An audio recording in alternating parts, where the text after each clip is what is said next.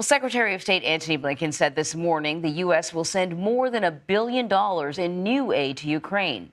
He's in London for the Ukraine Recovery Conference, where President Zelenskyy appeared virtually. This comes amid fierce battles on the front lines. And yesterday, Russian media outlets reported 2 drones were brought down outside of Moscow. No casualties were reported. So joining me now from the Ukraine Recovery Conference in London is BBC News diplomatic correspondent James Landale. Thanks for joining us, James. So first off, let's talk about what this meeting is all about. It seems, I guess you have to start planning for what happens after the war, even though clearly the war is nowhere close to its conclusion. What are leaders hoping to achieve with this meeting?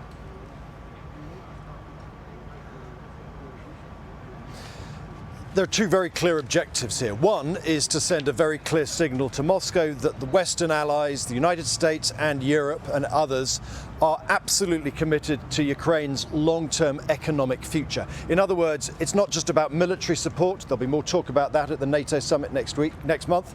This is all about long-term economic support. That's one objective. The other objective is actually to say, look, let's try and start the process of reconstructing Ukraine now. It's too late if we wait till the end of the conflict. And it's difficult because there are sticking points. There are things like, how do you unuse Russian money that's been frozen, reserved from the banks? How do you get private sector companies to invest in a country that is war-torn and has a huge reputation for corruption? So those are the detailed issues that they're trying to hammer out at the conference behind me today. It's very interesting as we cover the war from here. One day we will talk to a correspondent and they will be standing in the middle of a devastated community close to the front lines. And then other times, they're in a bustling city and you're struck by how there is a new normal going on in Ukraine, depending on where you are. You have recently been in Ukraine. What is the state of the country's economy at this point? Well, you're absolutely right. There are parts of Ukraine that are war-ravaged, that are polluted by ammunition and by destruction. But it's a massive country, and there are large parts of the country where the economy is relatively normal. It's relatively peaceful. If you go to major cities during the daytime, you will see people wandering about, doing their business. The bars are full, the restaurants are full, people going about their business. So the aim is to try and invest in those safer places while the war continues.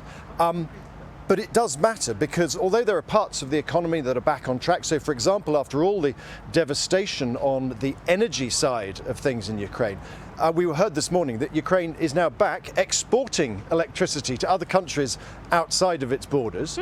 But its agriculture sector, for example, is still really, really struggling. So that's where they're trying to get more investment, as well as the reconstruction process.